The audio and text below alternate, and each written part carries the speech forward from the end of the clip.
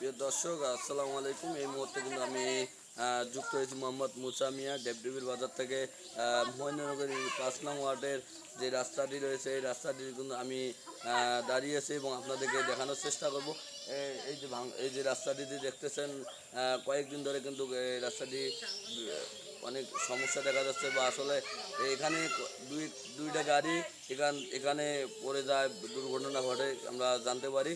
তা আসলে আমরা চেয়ারম্যান এবং মেম্বারের কাছে দাবি জানাই যেন এই এই রাস্তাটি যেন খুবই দ্রুত হয়।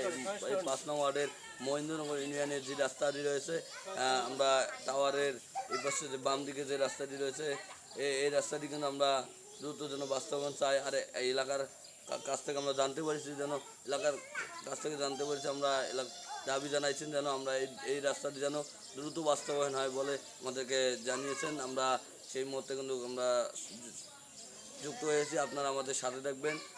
সময় সংবাদ, লালমনিরহাট।